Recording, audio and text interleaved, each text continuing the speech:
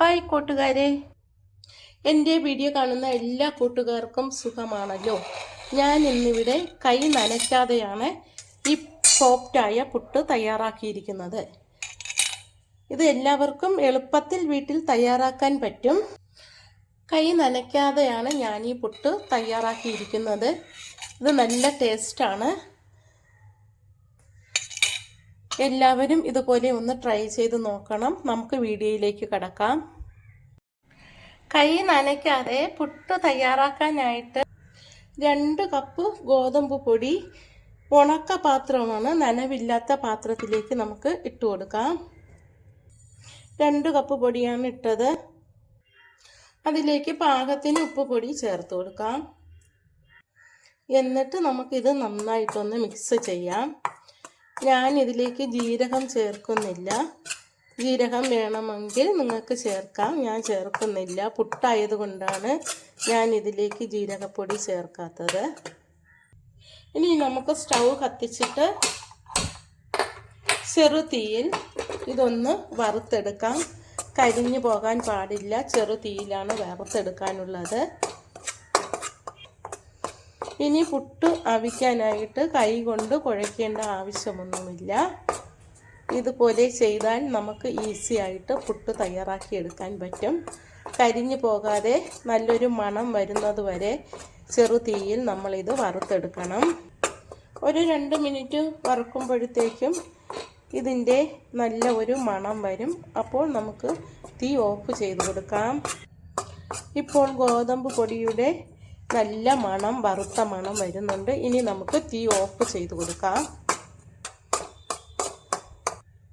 ഇനി നമ്മൾ മാവെടുത്ത അതേ കപ്പിൽ തന്നെ 2 കപ്പ് ചോറ് കൂടി മാവിലേക്ക് ഇട്ട് കൊടുക്കാം. അളവിന് വ്യത്യാസം വരരുത്, 2 കപ്പ് ചോറ് തന്നെ എടുക്കണം. 2 കപ്പ് ചോറ് ഇട്ടിട്ട് മാവിൻ്റെ കൂടെ ഒന്ന് നന്നായിട്ട് മിക്സ് ചെയ്യാം. മാവും ചോറും കൂടി നന്നായിട്ടൊന്ന് മിക്സ് ചെയ്തെടുക്കണം. ഇപ്പോൾ നന്നായിട്ട് മിക്സായി വന്നിട്ടുണ്ട്. അപ്പോഴത്തേക്ക് നമുക്ക് പുട്ടുകുടത്തിൽ വെള്ളം തിളയ്ക്കാൻ വെച്ച് കൊടുക്കാം. ഇനി നമുക്ക് ഈ മാവ് ഒരു മിക്സിയുടെ ജാറിലേക്ക് ഇട്ട് കൊടുക്കാം. നനവില്ലാത്ത മിക്സിയിലേക്കാണ് ഞാനിത് ഇടുന്നത്.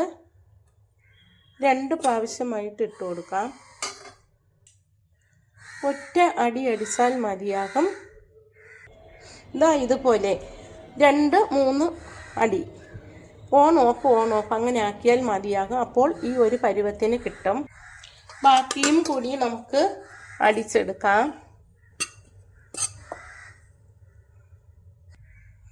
എല്ലാം അടിച്ചെടുത്തു. ഇപ്പോൾ നല്ല പുട്ടുപൊടി കുഴച്ചതുപോലെ കിട്ടിയത് കണ്ട. ഒരു തുള്ളി വെള്ളം പോലും ഇതിൽ ചേർത്തിട്ടില്ല. ഇനി നമുക്കിത് ആവി കയറ്റിയെടുക്കാം. ഒന്നും കൂടി ഒന്ന് മിക്സ് ചെയ്ത് കൊടുത്തിട്ട് നമുക്ക് പുട്ടുകുറ്റിയിലേക്ക് കോരിയിട്ട് കൊടുക്കാം. ഇനി നമുക്ക് പുട്ടുകുറ്റിയിലേക്ക് തേങ്ങ ഇട്ട് കൊടുക്കാം.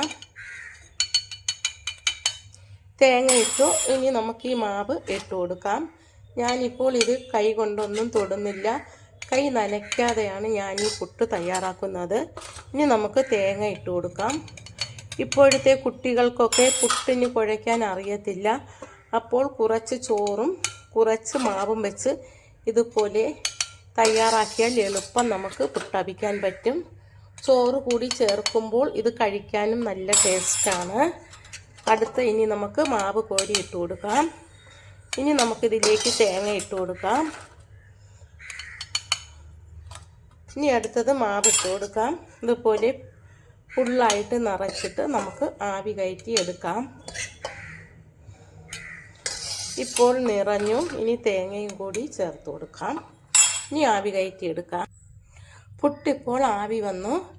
എൻ്റെ പുട്ടുകുടത്തിൻ്റെ അടപ്പ് ഇളവിപ്പോയി, അതുകൊണ്ടാണ് തുണി വെച്ചെടുക്കുന്നത്. നമുക്കിത് നീക്കിയിടാം.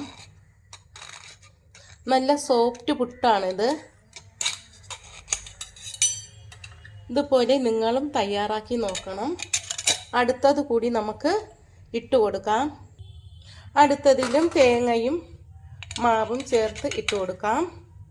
തേങ്ങ കൂടുതൽ ചേർക്കുമ്പോൾ നല്ല ടേസ്റ്റ് കിട്ടും. അപ്പോൾ പിന്നെ കറിയുടെ ആവശ്യമൊന്നുമില്ല. അല്ലെങ്കിലും ചോറ് ചേർത്തത് കൊണ്ട് ഈ പുട്ടിന് കറിയുടെ ആവശ്യമില്ല. അത്രയ്ക്ക് ടേസ്റ്റാണ്. മാവ് വറുത്തത് കൊണ്ട് നല്ല ടേസ്റ്റാണ്.